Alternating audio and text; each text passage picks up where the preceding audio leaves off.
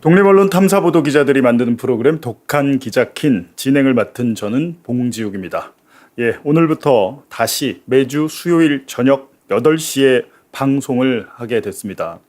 저희가 워낙에 잘 안 되는 집이라서 7시로 잠깐 가봤다가 갔더니 더 안 되더라고요. 그래서 화들짝 놀라서 원위치로 돌아왔습니다. 혼선을 드려서 송구하단 말씀을 드리면서 8월 26일 오늘로서 저희가 21번째입니다. 21회 독한 기자킨을 시작하겠습니다.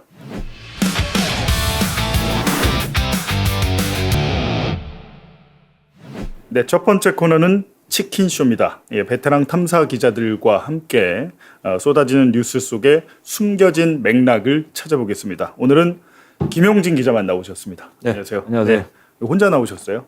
우리 큐티 상주님께서 뭐 좀 급한 일이 있다고 어제까지 손잡고 같이 재판도 받으러 가고 했는데 어제 그러니까 윤석열 명예훼손 재판. 명예훼손 재판. 이게 지금 재판이 2년 넘었죠. 우리가 2년 전 7월 달에 기소가 됐으니까 그 이제 봉 기자는 8월 달에 기소가 됐고 지금 뭐 2년이 넘었죠. 그러니까요. 지금 재판 윤석열 명예훼손 혐의로 재판을 받고 있는데 2년이 넘었는데 1심이 끝날 기미가 안 보입니다. 기미가 안 보이고 어제는 근데 뭐 증인이 누구였습니까? 어제는 그 박영수 뭐 변호사 유명하죠. 박영수 변호사가 이제 그 운영하는 이제 법무법인 산호라고 여기에 원래 그 변호사 이제 생활을 했던 허용진이라는 사람이 있습니다.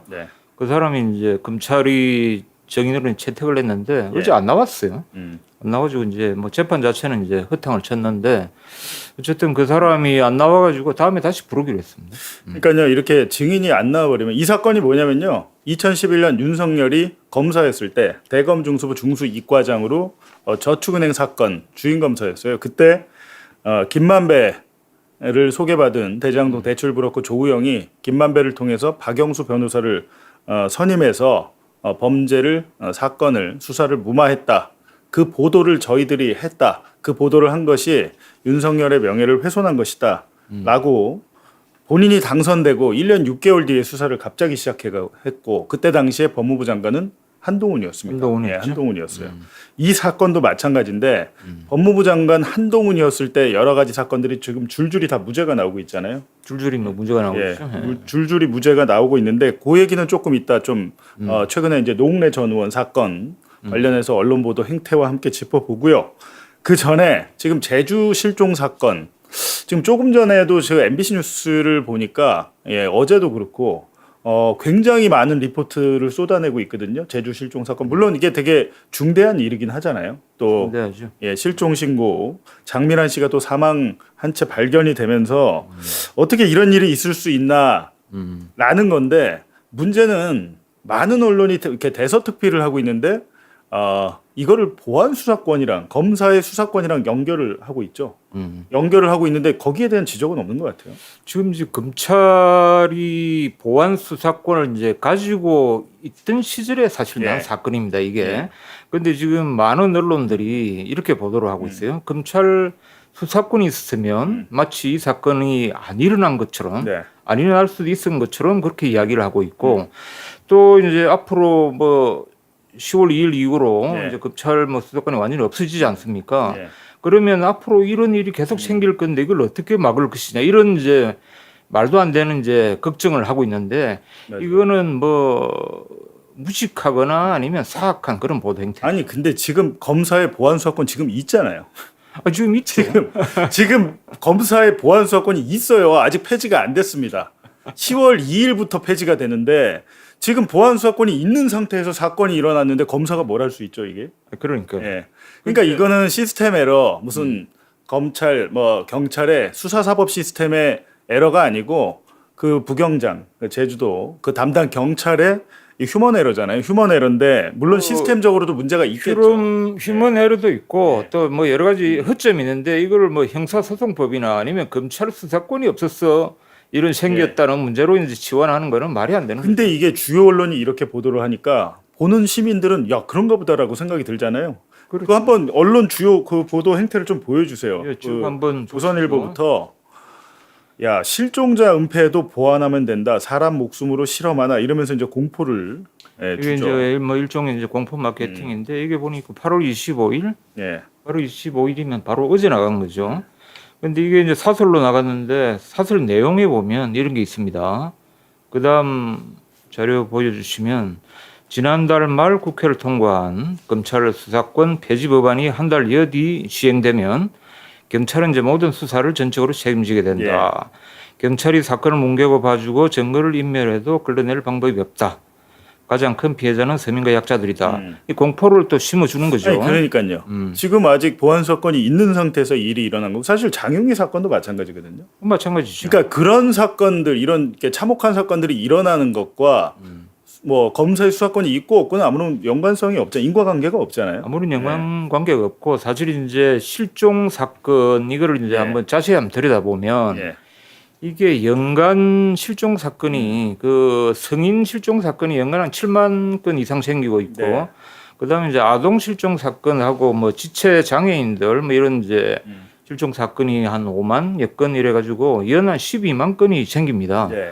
근데 지금 이제 시스템 상의 문제가 뭐냐면 18세 이상의 성인들의 실종 사건은 실종 사건으로 치질 않아요, 지금. 그렇죠. 그냥 이제 가출인으로 가출인 신고로. 네.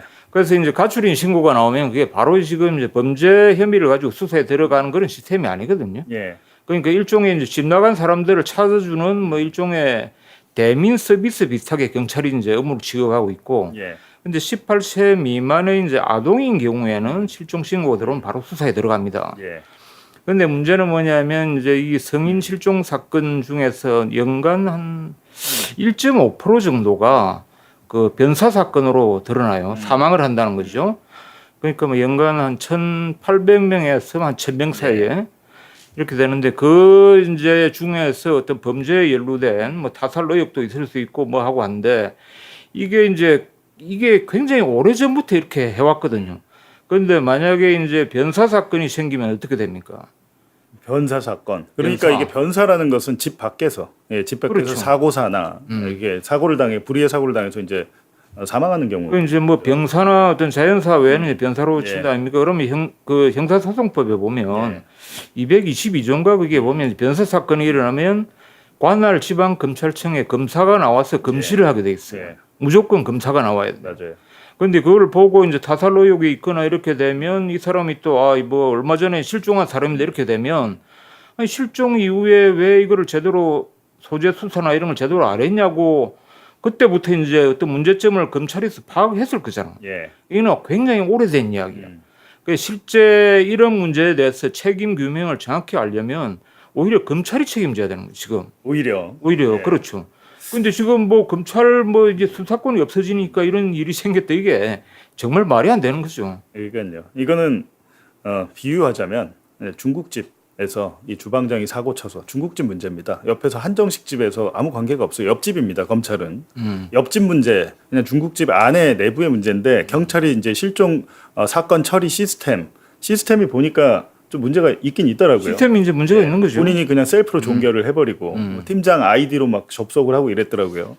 근데 그거는 그건데 국민의힘은 뭐 하나 물었다는 듯이 지금 지금 난리를 치고 있습니다. 특히 한동훈 의원은 이래서 검사 보안 사건이 있어야 된다고 막 주장을 하고 있고 민주당은 잘 대응을 못하는 것 같아요. 민주당은 잘 대응을 못하는데 한동훈 의원이 장미랑 실종 사건으로 CCTV가 전부 없어졌다. CCTV 이게 보관 기한이 한 달이더라고요. 예. 이게 이제 5월에 신고됐던 거니까 이제 이미 삭제가 됐는데 이걸 가지고 민주당이 보안 수사권을 뺏은 대가라는 것은 사실은 이건 고인의 죽음을 두고 장난을 치는 거잖아요. 장난치는 거고 오히려 그 고인의 명예를 훼손하는 거예요. 그러니까요. 말이 안 되는 이야기죠.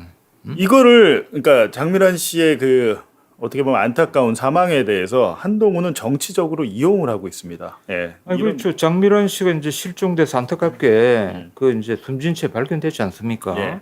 그걸 민주당이 보안 수사권을 뺏어서 그렇게 됐다고 이야기하는 게 이게 정상적인 그러니까. 이야기가 아니잖아요. 그리고 이제 이런 기사를 실어주는 것 자체가 저게 말이 안 된다는 걸 알고 있는 상태에서 실어줬다면 공범이죠. 예, 기자도 공범입니다. 예.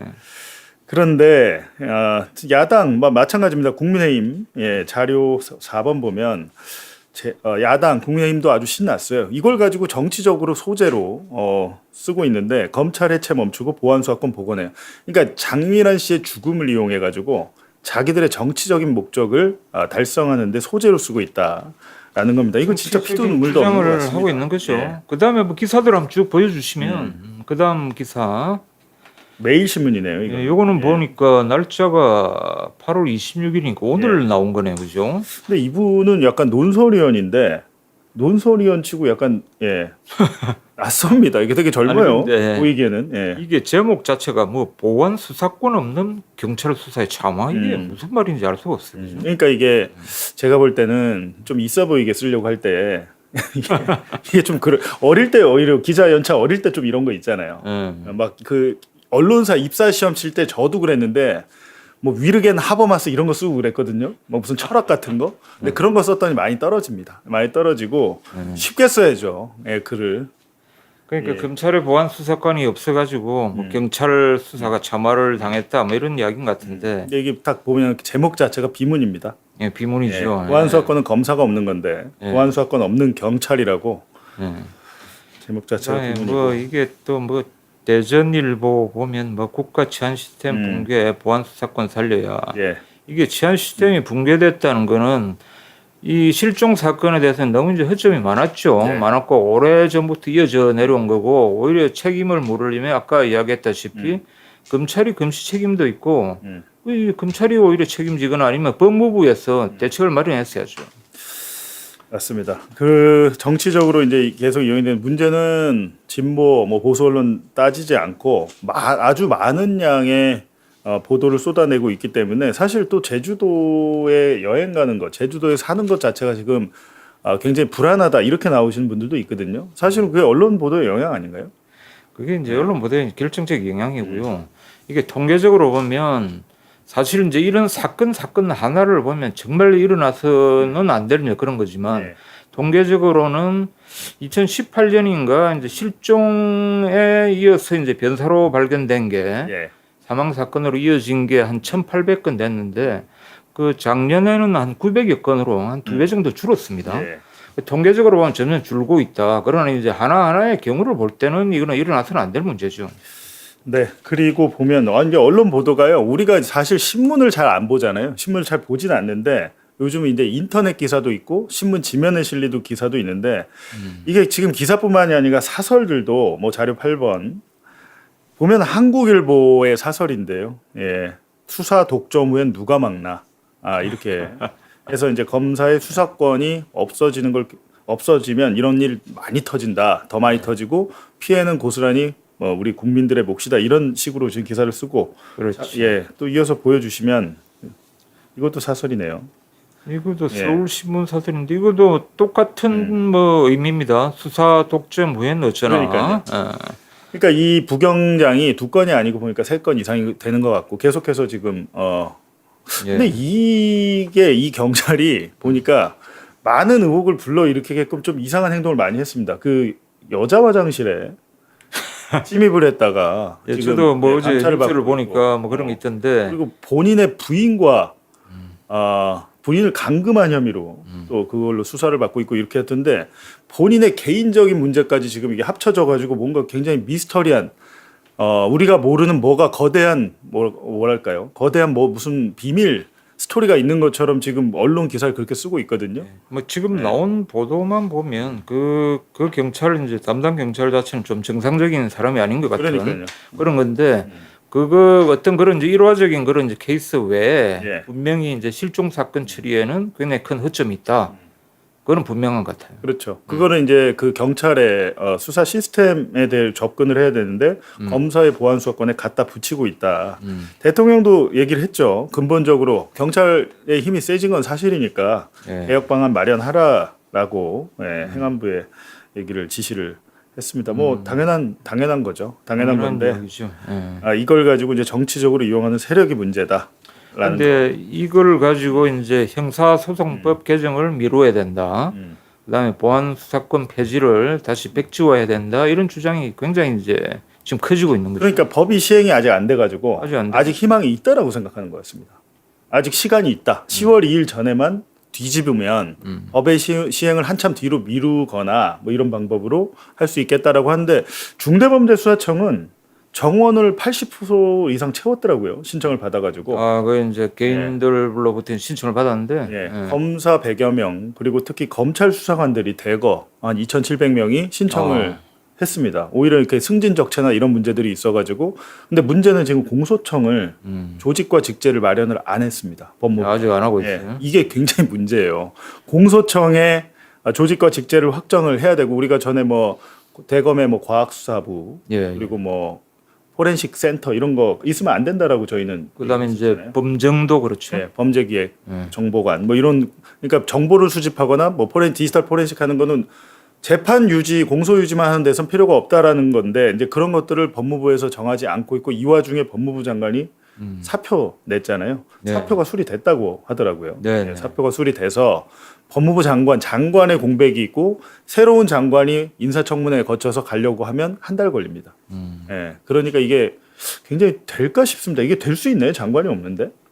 장관이 없는데 이제 쉽지 않죠. 근데 뭐 쉽지 후임은 지금 뭐 거론이 되고 있는가요? 네, 거론이 되고 있는데 아무리 빨라봐야 3주 4주거든요. 그렇죠. 그러면 9월 중순이 넘을 텐데 10월 2일에 출범하는 공소청을 과연 조직과 직제를 확정할 뿐더러 검사들의 신청도 받아야 되고 수사관들의 신청도 받아야 되는데 이게 가능할지 모르겠습니다. 이게 뭔가 태업을 하는 것 같은 느낌도 들고 참 뭐 느낌이 안 좋긴 안 좋아요. 예.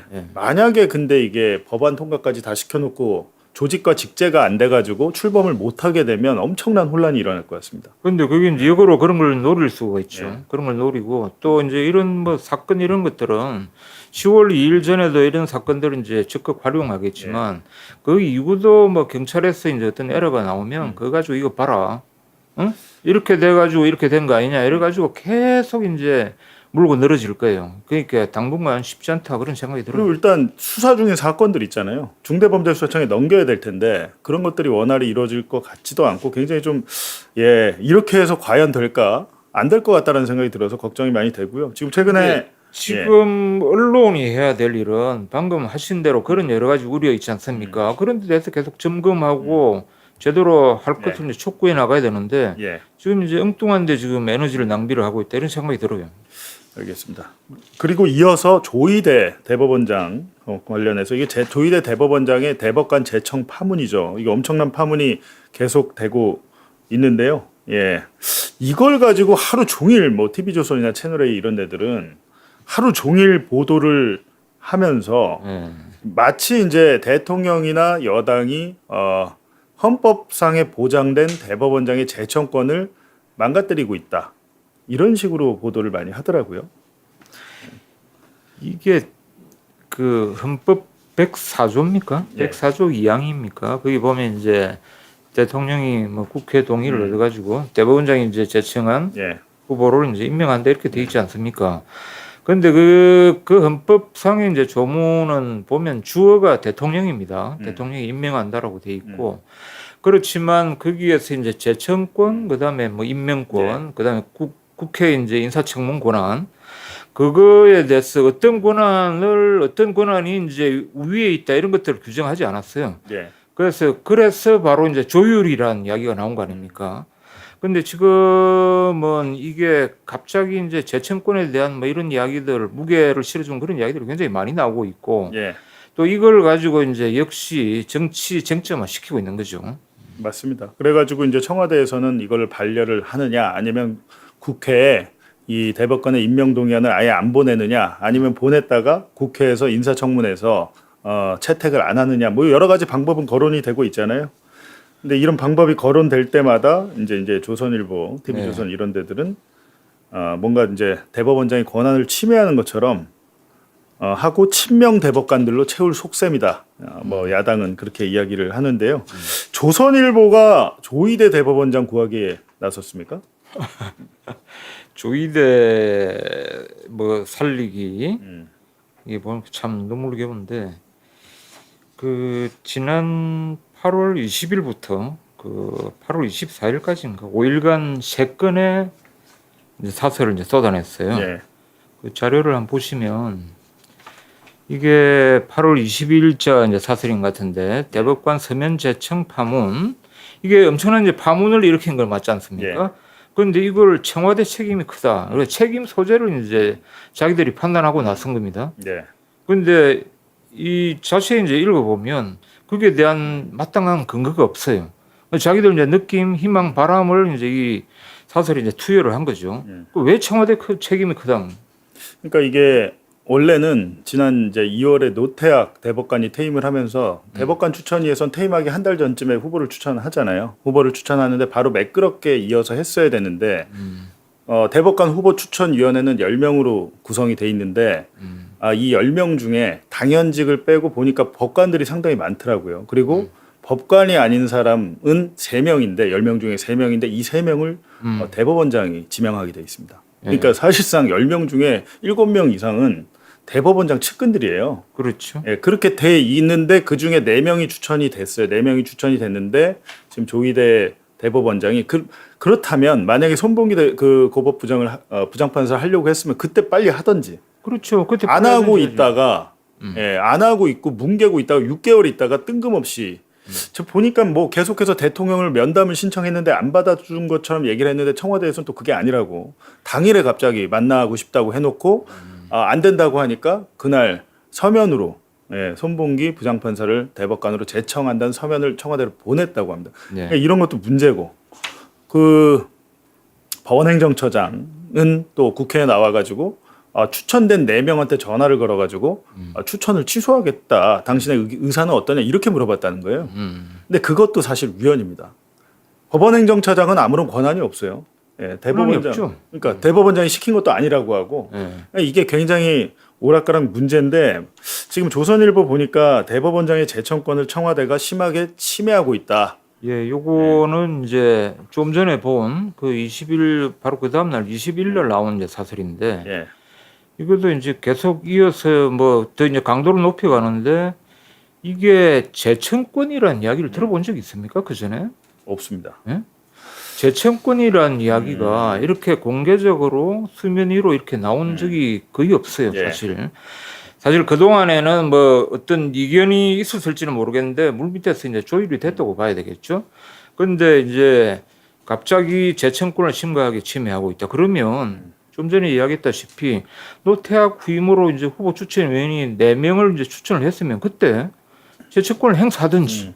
그렇죠. 근데 그때 몇 달 동안 이제 미뤄오다가 지금 와서 이제 뭐 재청권 이야기를 하는데 어쨌든 8월 21일 이제 이런 사설을 냈고 또 더 이제 한 단계 이제 올라가 가지고 그 다음 사설을 보면 이거는 이제 8월 24일 날 나온 이제 사설인데 대법원장 흔들기 폭주.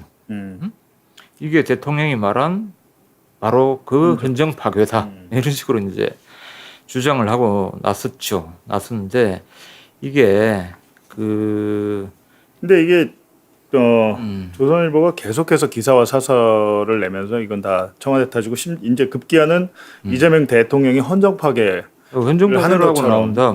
이렇게 얘기를 하는데 사실 이런 구성은 이렇게 되면 나중에 또 이런 걸 가지고 탄핵을 뭐 해야 된다 이런 식으로 나올 가능성이 있겠네요. 헌정 파괴니까. 근데 그 탄핵을 뭐 자기 마음대로 뭐 주장을 할 수 없는 자기들 이제 국민의힘의 이제 의석수로는 이제 불가능하지만 그래도 정치적으로 주장을 하는 건데 조선일보가 자기들이 쓰는 해설 내에서도 이렇게 좀 모순되는 게 있나요? 지금 이제 불과 3, 4일 동안 이제 쏟아낸 이런 예. 이제 사설 내에도 그 아까 말씀드린 헌법 104조 2항 여기에 대한 이제 해석을 자기 마음대로 이제 막 하고 있어요. 그래서 8월 20일 날 이제 이번 국민에서 맨 처음 이제 나온 사설 내용을 보면 이게 3부가 동시에 수용할 수 있는 인물로 정해야 한다는 뜻이다. 이 104조의 취지가. 이게 이제 8월 20일자 사설. 예, 그러니까 이제 대통령 이제 국회. 헌법 국회, 대법원장, 대통령. 국회 대법원장이 이제 세 명이 이제 그 세 파트가 조율을 해야 된다 그런 이야기잖아요. 그다음에 그게 이제 사전 조율의 어떤 관례들이 이제 있어 왔다 그런 이야기를 하고 그런데 이제 사태가 이렇게까지 된 데는 청와대 책임이 크다. 8월 20일 날이 그거였는데 8월 20일 날 그 다음에는 이제 권한을 똑같이 거부권을 똑같이 부여한 것이다. 이런 이제 논리를 폈고 그 다음에 여권이 거부권이요? 대법원장의 거부권. 재청권을 그렇죠. 거부권을 똑같이 부여한 거다. 그러니까 뭐 일종의 이제 그런 뭐 권한을 똑같이 부여한 거다고 이제 균등하게 이제 보고 있는 거죠.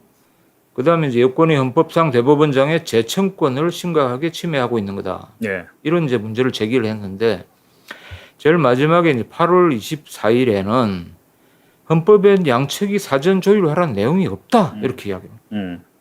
사전 헌법에는 없죠. 그건 관례적으로 했다는 건데. 예. 근데 그 전에는 이제 이게 3부가 서로 이제 조율을 하라는 그런 관례가 있다고 그러니까 이야기를 했잖아. 4일 전에는 예. 이 국회, 대법원장, 대통령이 동시에 수용할 수 있는 인물로 정해야 한다는 뜻이다. 이렇게 얘기를 해놓고. 그렇죠. 이게 이제 사전 조율 관례는 사전 협의와 대면 제청은 헌법기관간 충돌을 예방하는 실질적 의미가 있다.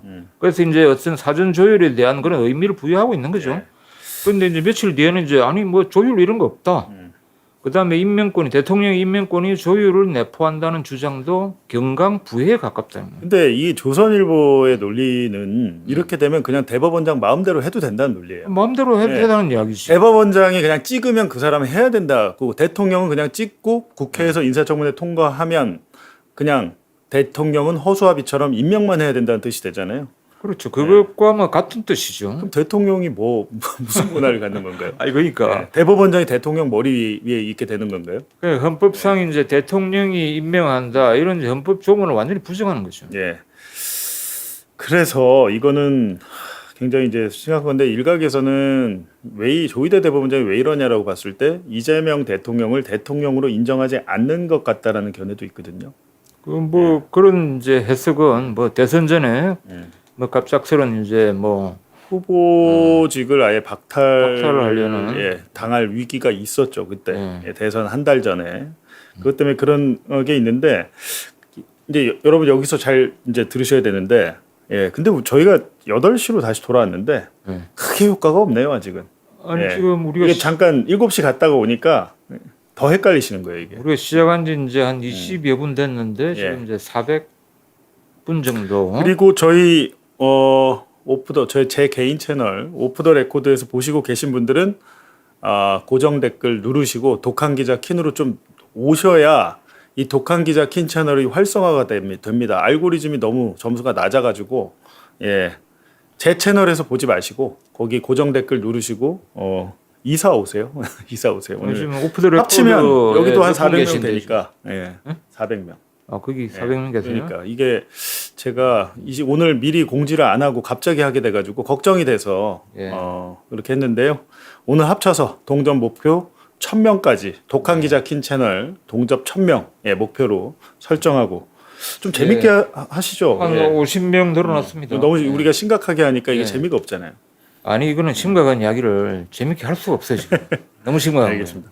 근데 중요한 것은 왜 오늘 조선일보 얘기하냐? 거기는 신문도 아닌데 근데 그게 아니고요. 그래도 조선일보는 많이 봅니다. 많이 보고 특히 기득권들이 많이 보는 신문인데 그 조선일보가 대법관의 재청권에 대해서 이번에는 청와대를 막 공격하면서 왜 재청권을 보장 안 하냐 이렇게 이야기를 하는데 문재인 정권 때 조선일보는 또 달랐다 그 말씀이시죠?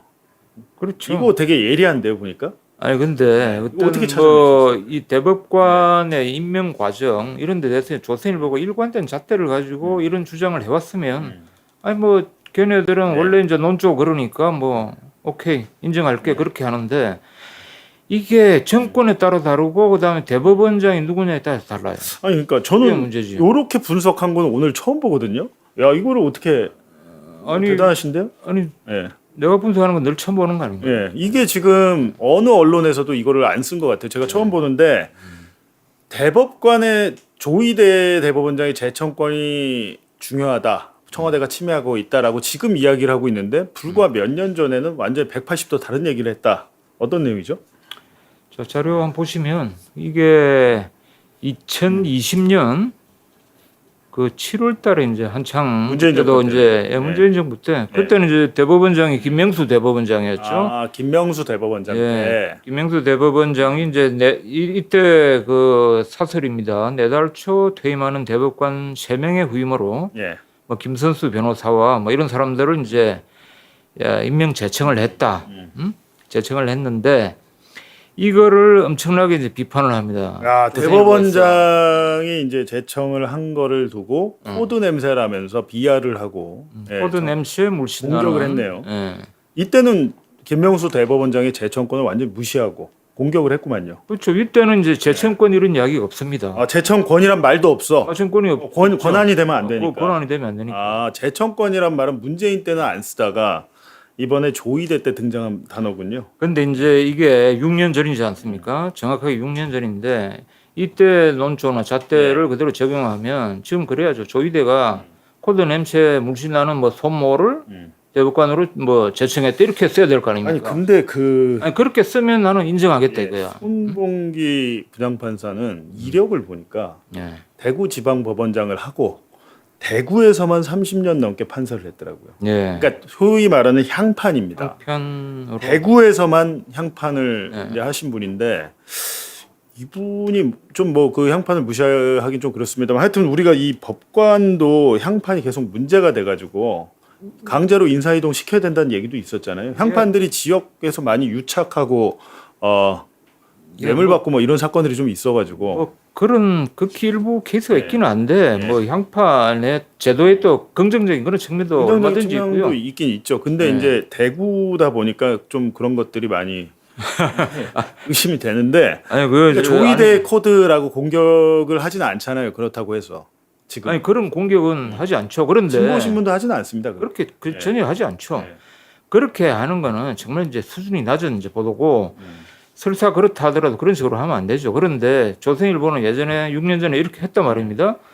그런데 이제 1등 신문이라고 이제 자처를 하고 있는데 그 조선일보에서 자기들의 논조, 네. 잣대, 그 다음에 뭐 일관된 이제 편집 기준 같은 걸 지키려면 지금 그렇게 하죠. 지금도. 그런데 이제 그 6년 전에는 이런 재청권이란 이야기도 없었고 어쨌든 그 당시에 김명수 대법원장의 이런 재청을 이렇게 비난을 했다는 거죠. 그 다음에 7월 19일이고 한 달 뒤에 2020년 8월 19일 사설을 또 한번 봅시다. 이때 보면 사설 제목이 국법법 위반 대법관 후보 재청 예. 코드 사법의 완결판. 이거는 이제 아예 사법 자체를 그냥 코드로 이제 수식을 해버리는 거예요. 코드 사법. 코드 사법. 참 이런 조선일보가 요 단어는 잘 만들어요. 단어를 잘 만들고 언론 플레이를 하면서 프레이밍을 굉장히 잘합니다. 이런 건 좀 배워야 됩니다. 이거. 아니야 이거는 이런 건 좀 왜냐면 알고 있어야 대응이 되고 알고 있어야 해석이 되거든요. 근데 모르면 그냥 이런 것도 야 김명수 대법원장이 문재인 대통령 입맛에 맞춰가지고 코드 사법을 하고 있는데 야 그게 완결판이 끝났단다, 완성이 됐단다 이렇게 보이잖아요. 보이면. 우리도 이제 우리 배워야 되는데. 예, 이런 것들을 알아야 됩니다. 조희대가 지금 아니, 코드 사법의 완결판으로 가고 있다 이렇게. 지금 보면 최근에 제가 매봉쇼에서 방송한 것 중에 인지전 관련해서 네이버 댓글 10년치를 분석한 카이스트 팀에서 독일 뭐 연구팀과 같이 분석을 한 걸 봤는데 외부에서 해외 계정에서 우리 네이버의 계정을 갖고 와서 댓글을 작업을 한 것들이 포착이 되거든요. 예, 그런 것들 포착이 되는데 해외 국가에서 대한민국에서 어떻게 보면 내부 분열과 정치적인 갈등을 키우기 위해서 막 들어오더라고요. 그런 것들이 영화에서나 있을 법한 일인 줄 알았는데 현실 속에서 우리도 모르게 많이 자행이 되고 있다라는 게 분석이 됐습니다. 그 뭐 가이스트 연구팀에서 뭐 했다는 거죠. 예, 그것도 있고 그렇습니다. 근데 인지전이란 게 있더라고요. 우리 국정원도 한답니다. 우리 국정원에도 인지전 부서가 있대요. 있는데 어찌됐든 당시에 조선일보는 코드 인사다 김명수 대법원장의 재청을 가지고 엄청나게 공격을 해댔다. 엄청나게 공격을 예. 했죠. 엄청나게 공격을 했는데 지금에 와서는 조희대의 대법원장의 재청권을 존중해야 된다는 식으로 지금 기사를 쓰고 네. 대통령 탓이다 이렇게만 가고 있다 그 말이네요. 뭐 그렇죠. 예. 뭐, 자료 21번 보여주시면 이제 이걸 비교를 했는데 예. 그래서 이제 뭐 조선일보의 시각으로 근데 우리가 지금 조선일보를 이제 주요 텍스트로 지금 비평을 하고 있지만 예. 이게 대부분의 이제 극우 보수 신문들, 기득권 신문들에서 공통적으로 나타나는 현상이긴 합니다. 예. 근데 오늘 왜 이렇게 힘이 없으세요? 오늘 이제 큐티 상진이 없으니까 우리 이제 마주 재판은 보면서 어제 받았는데 오늘 왜 이렇게 힘이 없어요? 아니 이제 우리 마주 보면서 이렇게 미소 지으면서 하는데 힘이 야, 좀 큐티 없어요. 상진이 없다고 우리 간달프님께서 지금 힘이 빠져서 마법을 못 쓰고 있습니다. 아니 마법을 근데 못 하고 있어요. 보니까 저 이제 동상 만들어 주기로 마법을 좀 했는데 부리셔가지고 동접자 좀 어떻게 해요? 공 하나 못 붙입니까? 공 하나 딱 더 붙었으면 좋겠는데 지금. 한 번 더 촉구를 해주시죠 그게. 아직 제가 300분 보니까 계시죠? 우리 큐티 상진이 최근에 이제 별명 한스타로 바뀌었는데 약발 끝났어요. 끝났어? 예. 윤석열 공직선거법 1심 유죄 나왔을 때 그때 딱 일주일 가더라고요. 일주일? 예. 그게 한 2주 정도 갔는데 사람들 다 잊어버렸어요. 뭐 동상 만들자 심지어는 제 방송에 나왔는데 동상에 금박을 입혀야 된다. 한상진의 동상에. 자기는 한 2주 갔다고 주장하던데. 그러니까 한 10일 갔습니다. 10일 갔어요? 예, 10일 갔는데 아니 근데 동상 뭐 건립한다고 이야기해놓고 건립을 안 해주니까 삐진 것 같아. 아니 그 동상은 매블쇼 최욱 MC가 1심 확정 판결 나면 예, 1심 자기가 확실하게 하겠다고 얘기를 했거든요. 윤석열? 예, 윤석열 공직선거법 1심 그리고 3심까지 머지 않았습니다. 내년 2월이면 나와요. 내년 1월, 2월이면 나오거든요. 내년 구정 연휴 전에 나오고 오세훈 서울시장도 마찬가지고. 9월 초에 이제 그 2심 첫 재판이 시작된답니다. 맞습니다. 윤석열. 예. 다 같이 이제 최근에 시작됐어요. 아니 그 1심, 2심 그러니까 항소심 공판은 엊그제 오세훈, 윤석열, 명태균 해가지고 동시에 시작이 됐습니다. 그리고 명태균 아니 오세훈은 먼저 시작됐고 그러니까 윤석열은 9월달에 시작된다는데. 그런가요? 예. 지금 항소심 공판 시작되고 풀려났는데 명태균 씨가. 그러니까 명태규, 우선 오세훈은 이제 시작됐고. 알겠습니다. 하여간에 1월달 내년 1월달이면 나올 텐데 윤석열이 이제 공직선거법 유죄가 확정이 되면 토해 400억 정도를 국민의힘이 토해내야 돼서 엄청난 사건인데 큐티 상진은 10일 만에 잊혀져 버렸다. 비극이다. 아니 근데 지금 보고 그때 또 이제 보고 있을 거야 지금. 그때 또 3심 나오면 잠깐 그때는 한 2주 보름 정도 갈 것 보름 같습니다. 갈까? 예, 보름 정도. 아니 그러니까 되겠죠. 빨리 잊혀지기 전에 동상을 건립해야 돼. 예, 동상은 뭐 그래서 영원히 기려야 돼. 알겠습니다. 이어서 그 노웅래 전 의원 사건 관련해서도 뭐 이걸 가지고 또 보니까 한동훈 의원이 하는 말을 족족 다 기사로 써주던데 결국에는 이제 본인이 법무부 장관 때 기소했던 사건이 항소심 2심에서까지 완전 무죄가 나와버려 가지고 이렇게 되는 거거든요.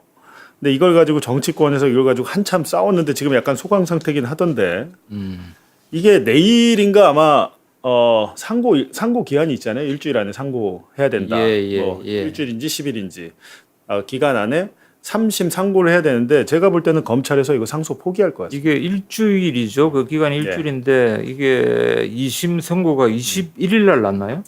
이게 내일 그러니까 노웅래 의원이 제가 내일이니까 방송 출연을 해달라고 하니까 목요일 날 얘기를 하더라고요. 그러니까 내일까지는 이게 내일까지 기한이 뭐예요? 상고 기한이에요. 그래서 내일 만약에 검찰이 상고를 포기하면 확정이 되는 건데요. 근데 이걸 가지고 이제 예전 뭐 사건 일지나 이런 것들이 있습니다만 우리가 이제 어느 정도 이건 다 아니까 윤석열이 취임하자마자 첫 번째로 했던 사건이 지금 보면 서해공무원 피격 사건하고 국토부 통계 조작, 국토부 공무원들 부동산 통계 조작한 거 그리고 이것도 보니까 동시에 민주당 전당대회 돈봉투 사건 해가지고 송영길, 노웅래 이렇게 수사를 했거든요. 2022년 11월이더라고요. 이게. 11월. 네, 11월경에 수사를 했는데 엄청나게 보도가 됐어요. 그때. 엄청나게 보도가 됐고 노웅래 전 의원의 혐의는 업자로부터 5차례에 걸쳐서 6천만 원을 받아 챙겼다라는 게 그리고 청탁을 받았다. 뭐 이런 혐의를 갖고 있어서 뭐 뇌물수수, 알선수뢰, 정치자금법 위반 3개의 혐의로 기소가 됐고 재판을 받았는데요. 여기에 대해서 한동훈 이렇게 지금 보시다시피 6천만 원입니다. 지금 한동훈 의원은 여기에 대해서 뭐라고 합니까? 돈은 받았다. 우리가 검찰이 수사한 내용은 맞는데 그 증거를 지금 불법 수집했다는 걸 문제 삼는 거지.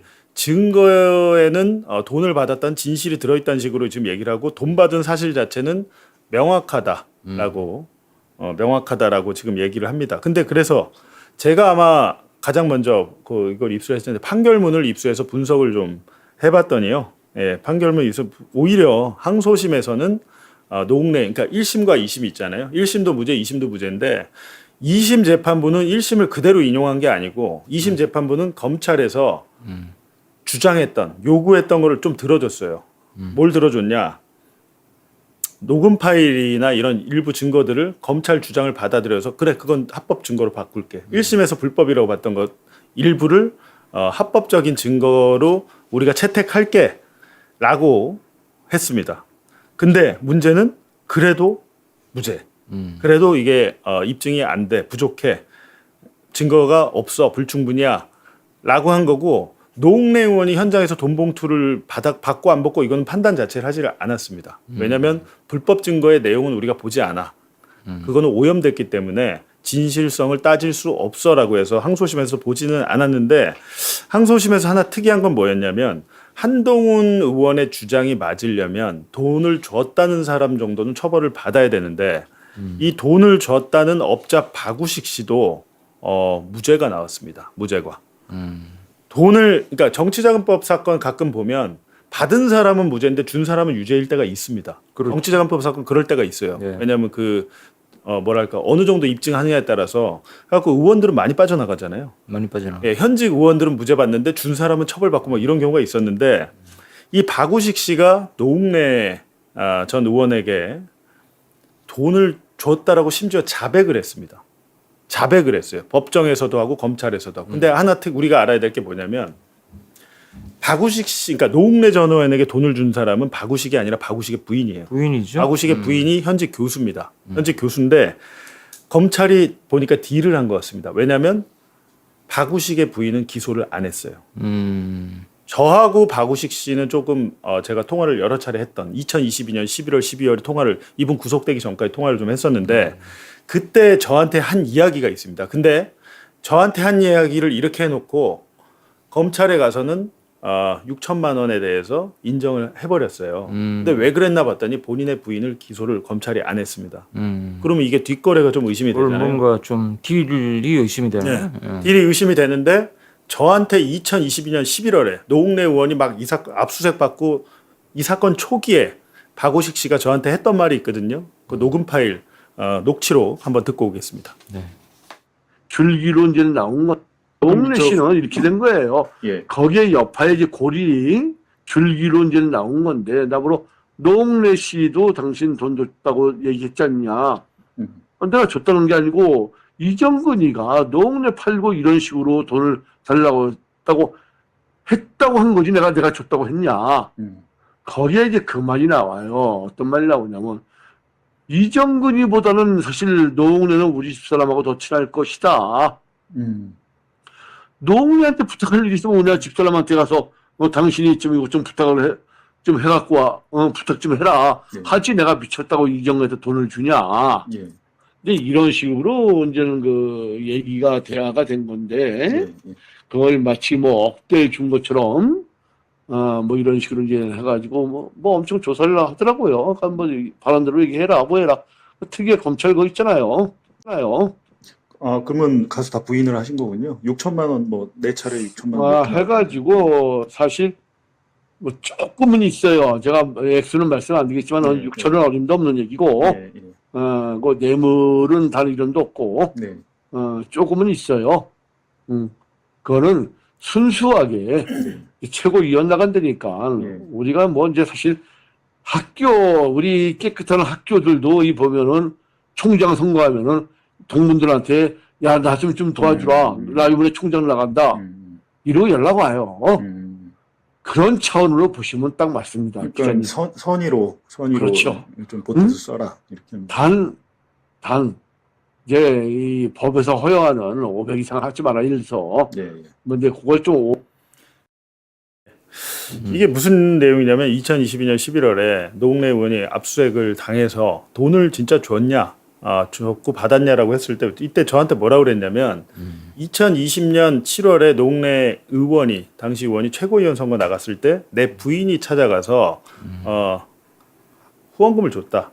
근데 단 후원금의 한도가 500만 원이었대요. 그래서 500만 원 이상은 하지 마라라고 해서 500 정도를 합법적인 후원금으로 건넸다라는 얘기고 노웅래 의원도 여기에 대해서 당시에 어느 정도 그런 기부 후원금을 받고 후원금 처리를 하라고 한 걸로 기억이 된다라고 얘기를 했습니다. 그러니까 요거에 대해서는 뭐 다툼이 없어요. 근데 지금 검찰이 기소한 건 이 후원금 500만 원이 아니고 6천만 원? 예, 청탁을 받고 네. 4차례에 걸쳐서 6천만 원을 받았던 건데 그게 제대로 입증이 안 되는 것이고 한동훈 의원이 주장하듯이 그 불법 수집 증거, 그 녹음 파일들 다 인정한다 하더라도 그게 오롯이 6천만 원을 증명할 수 있을지 미지수예요. 그걸 판단 자체를 안 했는데 한동훈 의원은 계속해서 그 녹음 파일을 다 같이 들어보자라고 얘기하잖아요. 근데 이게 정상적인 사람이라면 자신이 법무부 장관에 있었는데 이게 무죄가 나왔잖아요. 이게 무죄가 나온 이유는 자기들이 불법 압수수색을 해서 이렇게 된 거 아닙니까? 근데 이게 이제 저도 기억나는 게 이번에 하여튼 뭐 1심도 그렇고 이번에 이제 2심도 무죄에 나오는 걸 보고 저는 이제 상당히 의외다 이렇게 생각을 했어요. 왜냐하면 이게 처음에 막 엄청나게 보도가 많이 나왔지 않습니까? 그때가 2022년 10월, 11월 그때고 또 그 뒤에 뭐 불체포 체포 동의안 뭐 그 과정에서 부결이 됐죠. 예, 부결될 때 그때 기사가 많이 나왔는데 어쨌든 그 체포 동의안 처리를 할 때 국회 본회의장에 한동훈이 가가지고 예.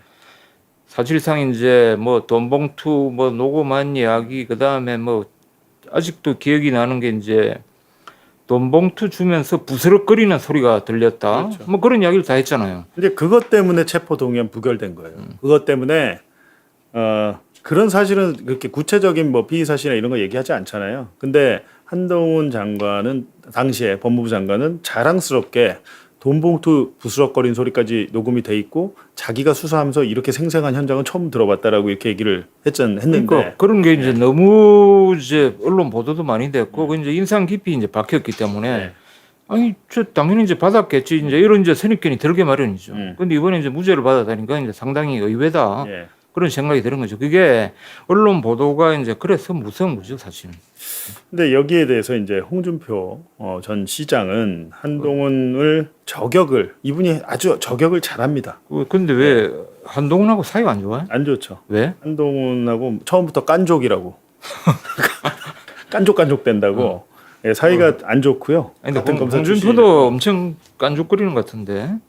그러니까 깐족 선배죠. 예, 이 검사 둘 다 검사 출신이고 조선 제일검 뭐 이러면서. 예, 조선 제일검이라고 하면서 근데 이제 홍준표 전 시장이 이제 명태균 사건 수사를 대구경찰청이 재개했답니다. 그래가지고 어제 안 와서 대구 예, 경찰청에서 상당히 안타깝습니다. 지금 한동훈 킬러로는 최고거든요. 지금 이 한동훈 최고인데 하여튼 뭐 본인이 억울하신 게 있으면 이제 무혐의 받으시면 되시는 건데 어찌됐든 불법 수사를 자인한 건데 그거를 지금 자랑이라고 얘기하고 있냐? 이거는 너같이 생각하는 거는 인민재판에서나 가능한 거야. 정상적인 사고를 가진 사람이라면 자기가 법무부 장관 때 했던 사건이 무죄가 나와버리면 그리고 또 불법 불법 압수수색 때문에 그랬다면 불법 압수수색도 아니죠. 영장을 안 받아서 영장을 발부받지 않고 압수수색을 해서 불법을 한 건 맞네요. 근데 불법을 한 게 그게 나오면 사과를 하는 게 정상적인 인간의 행동이죠. 근데 이분은 안 그러죠. 녹음 파일을 다 같이 듣자 그래요. 다 같이 썼죠. 다 같이 불법을 하자 이렇게 얘기를 했는데 홍준표 전 시장 참 사이다로 잘하시는데 좀 오래 계셨으면 좋겠습니다.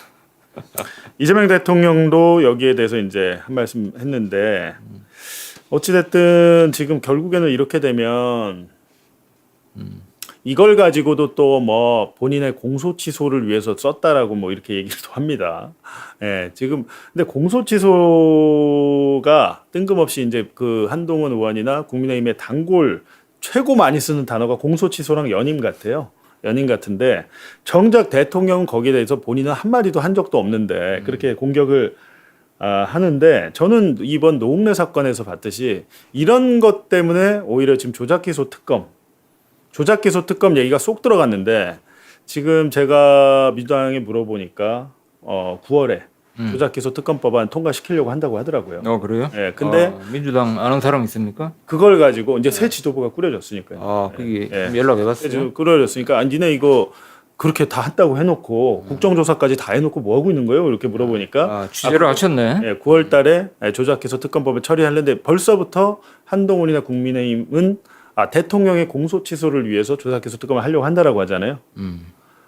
특검 법안에 지금 특검에서 공소 취소, 그러니까 공소유지를 직접 하면서 공소 취소를 특검이 할 수 있게끔 조항이 들어가 있어요. 지금 특검법 안에는. 근데 그거 빼도 됩니다. 아니 빼도 되죠. 네. 저렇게 난리를 치니까 대통령의 공소 취소용이라고 뭐만 하면 제가 볼 때 지나가다 넘어져도 대통령의 공소 취소를 위해서 넘어졌다고 할 사람들이거든요. 특검 법안에서 공소 취소 빼도 됩니다.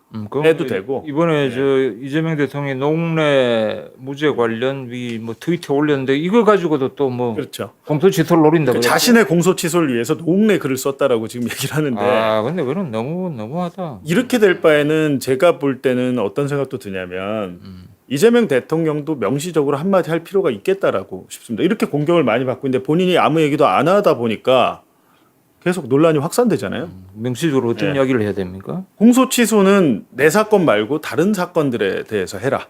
예를 들면 윤석열 명예훼손 사건 같은 거. 봉지욱 사건 그렇죠. 관련해서. 그런 걸 해라라고 하면 되는데 뭐 저희가 재판에서 무죄를 다툴 수 있고 버티면 되는데 문제는 재판을 지금 2년 넘게 하고 있고 앞으로 한 2년 더 해야 될 것 같습니다. 최소. 길게는 한 4년까지 더 해야 되는데 대통령 사건만 있는 게 아닙니다. 지금. 대통령 사건만 있는 게 아니라 조작기소 특검을 할 때 그 특검법의 대상은 여러 가지 사건들이 있잖아요. 노웅래 이제 무죄가 21일 났는데 최근에 또 이제 무죄 난 사건이 또 있죠. 그 유시춘? 네, 유시춘 EBS 이사장. 그 법인카드 뭐 10만 원인가 그거 유용했다고 뭐 그런 것도 있고 별의별 게 다 있는데요. 무죄가 나오는 거기는 뭐 1심에 이제 무죄가 났죠. 무죄가 났고 거기는 뭐 검찰이 그 항소를 포기했더라고요. 그래서 그렇죠. 이제 무죄가 확정됐더라고요. 그러니까 그 박문진 이사장, 그 권태선 이사장하고 EBS 이사장, 유시춘 이사장을 타깃으로 해서 한 수사거든요. 정치 조작 수사인데 무죄가 나와서 그것도 항소 포기를 했는데 거기에 대해서는 별말을 또 안 하더라고요. 뭐 상대적으로. 근데 공소 취소가 하도 얘기를 하니까 특검 법안에서 공소 취소 권한 빼세요. 빼도 됩니다. 빼도 되고 저희 사건 안 해주셔도 되니까 공소 취소 안 해도 되니까 저는 개인적으로 바라는 게 조작 수사한 검사들 잡아서 처벌해라. 그거면 된다라는 겁니다. 그게 이제 응당 그렇게 해야 되는 거죠. 우리 뭐 공소 취소 필요 없으니까. 공소 취소 필요 없고요. 빼도 되고요. 바라지도 않으니까 제발. 대통령이 이제 안 하니까 우리라도 기자회견을 한번 할까요? 뭐 그렇게 되는데 우리가 해봐야 지금 1000명도 안 보는데 그래도 우리가 해봐야 뭐 이게 영향력이 없죠. 아까 그 이후에 지금 한 200명 들어왔어요. 지금 제 개인 채널 오프 더 레코드에서 보고 계신 분들은 한 400분 계신데 여기 독한 기자 킨으로 다 넘어오시면 1000명 넘겠네요. 오늘 동접 1000명 오랜만에 한번 저희가 초반에 할 때는 한 동접 3000명도 되고 그랬는데 이렇게 추락합니다. 근데 오늘 매봉쇼에는 몇 분 들어왔습니까? 오늘 매봉쇼는 한 12,000분, 12,000, 13,000. 아니 거기만 최고 동접이. 최고 동접이. 그게 참 이상해요. 아니 거기만 신경 쓰는 거 아닙니까? 저 신경 많이 쓰잖아요. 신경 많이 써요. 오늘 매봉쇼 보신 분들은 오늘 매봉쇼에서 봤던 이 노웅래 사건 관련 그래픽을 그대로 재워. 아니 지금 재탕하니까 지금 안 들어오는 거잖아요 지금. 그렇습니까? 오늘 김용진 간달프 기자님이 새로운 거 많이 갖고 오셔가지고 노웅래 사건에 대해서 언론이 어떻게 보도했는지를 좀 말씀해 주시죠. 자, 또 해야죠 우리가 꿋꿋하게. 자, 저기 그래픽을 한번 보시면 저게 몇 단계가 있죠. 몇 단계가 있는데 이게 사건이 이제 오래됐습니다. 그 2022년 11월 달에 그때 뭐 민주당 돈봉투 사건 뭐 이렇게 하면서 이제 노웅래 의원한테도 압수수색이 들어간 거죠. 이게 일종의 별건이었죠. 별건. 별건으로. 파생 상품. 파생 파생 사건. 파생 상품? 파생 사건으로 원래는 송영길 의원 사건도 파생 사건이에요. 원래는 이정근 민주당 사무부총장 사건으로 시작을 해서 예. 노웅래 사건은 파생의 파생입니다. 예, 파생의 파생. 그 저기 이제 주 시기별로 보시면 저 압수수색 들어가고 그다음에 기사들이 굉장히 많이 나왔을 때가 이제 국회에서 체포 동의안이 부결됐을 때 그때 국회 뭐 민주당을 이제 비판하는 그런 이제 기사 사설이 엄청나게 많이 나왔습니다. 근데 이제 그 뒤에 쭉 보시면 뭐 공판 과정이나 뭐 이런 쪽에는 거의 이제 기사가 안 나오다가 예. 그 노란색이 이제 앞에 게 일심 무죄네요. 1심 그다음에 이제 맨 오른쪽 게 이제 2심 무죄 나왔을 때인데 어쨌든 처음에 기사들이 쏟아질 때랑 지금 비교를 하면 한 4분의 1 정도 규모입니다. 그러니까. 이게 모든 대형 사건, 정치 사건에서 우리가 늘 보는 그런 패턴이에요. 검찰 그다음에 뭐 감사원이 감사 나오거나 수사 나올 때는 엄청나게 기사가 쏟아집니다. 예. 그다음에 이제 뭐 영장 치고 이럴 때 또 이제 쏟아지고 예. 근데 그 사람이 이제 뒤에 뭐 무죄가 나온다 이러면 기사량이 이제 급감하는 거죠. 그러니까 이게 나중에 무죄 받아봐야 억울할 수밖에 없죠. 이렇게 억울할 되면. 수밖에 없습니다. 뭐 우리도 아마 그렇게 될 것 같아요. 우리도 그렇겠죠. 예. 예. 그리고 이제 더 중요한 거는 이제 사설인데 자료 한번 자료 비협 이거는 왜 비협이죠? 자료 비협 한번 볼까요? 자 사설 한번 보시면 그러니까 이게 조선일보 이게 이제 저 당시에. 동네 뭐 돈봉투일 가지고 검색한 이제 사설이 예. 22년부터 이렇게 쭉 나왔는데 이게 압도적으로 이제 농내의 이제 혐의를 부각시키는 예. 그다음에 민주당의 이제 부정부패 예. 이 민주당의 여러 가지 문제들을 지적하는 그런 사설이 이제 압도적입니다.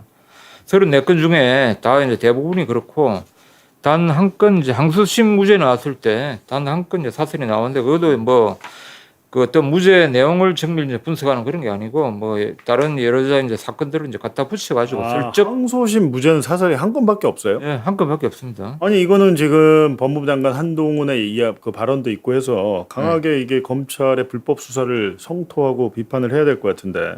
그게 이제 뭐 당연한 것 같은데 이제 우리 상식대로 그 뭐 이루어지지 않는 게 이제 언론 그러니까요. 보도인 것 같아요. 이게 그렇다면 당시에 이 불법 수사를 했던 검사들에 대한 거는 어떻게 해야 되나 이런 얘기는 아예 없잖아요. 그런 이야기는 아예 없죠. 아예 없습니다. 이게 왜 이 사건이 시작됐고 어떻게 비화됐고 어떻게 증거가 부족함에도 계속 이제 몰아갔는지 이런 데 대한 이제 분석 기사는 전혀 없습니다. 마찬가지로 김건희 도이치모터스 덮어주고 디올백 덮어준 검사들에 대해서 어떻게 했는지 우리는 알 길이 없습니다. 알 길이 없죠. 알 길이 없고 일부 뭐 이창수 서울중앙지검장이나 일부 검사장급 이상을 이제 종합특검에서 최근에 기소를 했습니다만 실질적으로 그거를 임무를 수행했던 뭐 수사 보고서를 조작하고 사후 조작하고 사전에 김건희의 변호사처럼 서면 질의서를 검토해주고 이런 검사들 일선 검사들은 승진하고 해외 연수 가고 지금 잘 살고 있습니다. 그 사람들 나중에 조금 있으면 검사장 돼요.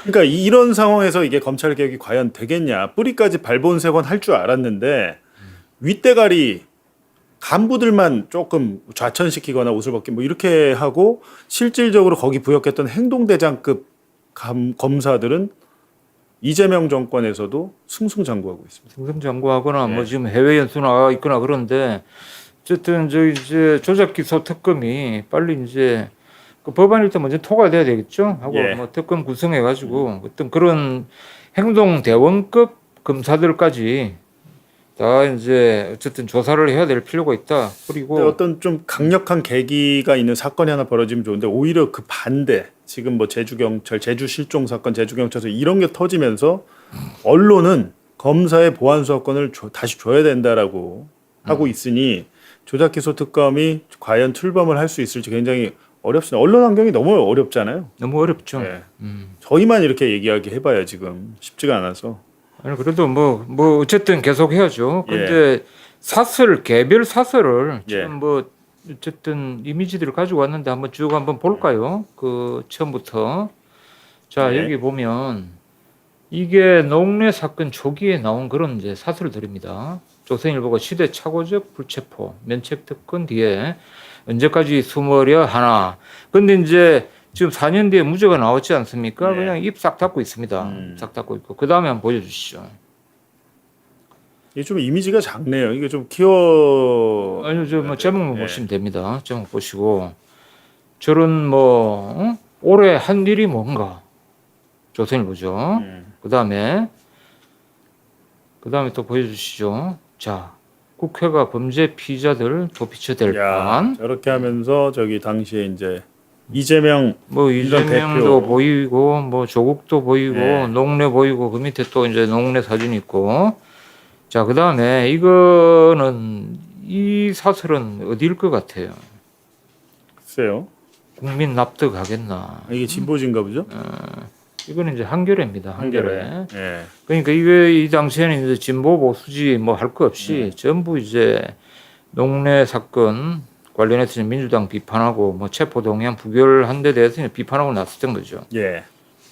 근데 뭐 다시 말씀드리지만 지금 이제 항소심까지 무죄가 나왔는데 왜 무죄가 나왔는지 그다음에 그 당시에 보도가 뭐가 잘못됐는지 한동훈이 그때 국회에 나가서 한 행위가 뭐가 잘못됐는지 이런 거를 다시 짚어주는 언론은 단 하나도 없습니다. 그리고 만약에 한동훈 의원의 주장처럼 그 불법 수집된 증거가 만약에 불법이 아니고 합법이었다면 유죄였을 것이다. 이런 취지로 얘기를 하고 있는데 그 논리라 하더라도 본인들의 잘못이 없어진 건 아니잖아요. 본인들이 불법을 저질러서 유죄인 거를 무죄로 만들어준 거나 마찬가지이기 때문에 그것도 자기들 잘못입니다.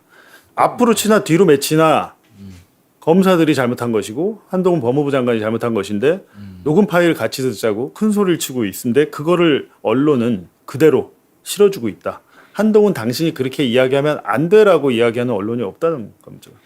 그렇죠. 그게 지금 그 당시에 이제 체포동의안 총괄을 이제 촉구하면서 한동훈이가 예. 국회에 나와서 이제 그 자기들이 수집했던 증거 들고 이제 이야기를 하는 장면을 한번 보십시오.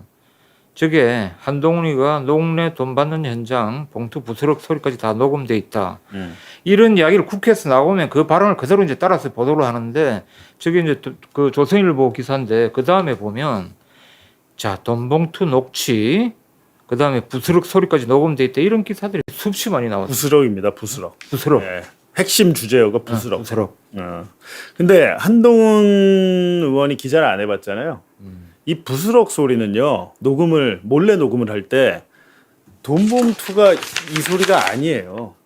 돈봉투를 꺼낼 때 이 녹음기가 마찰이 되면서 부스럭 소리가 저희는 많이 하잖아요. 몰래 카메라나 몰래 녹음을 나중에 들어보면 이 카메라가 그러니까 몰래 카메라나 뭐 이렇게 몰래 그러니까 녹음기가 가방에서 꺼내거나 움직일 때 부스럭 소리가 그러니까 마이크가 외부에 마찰이 되면서 나는 소리거든요. 그게 아 그게요. 돈봉투가 이렇게 우리가 돈봉투 줄 때 돈이 잠겨 있는데 이렇게 꺼내서 주지 이걸 하면서 이렇게 줍니까 돈을?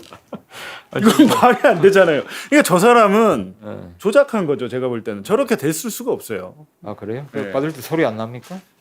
아니 진짜 생각을 해보세요. 이 봉투가 있어요.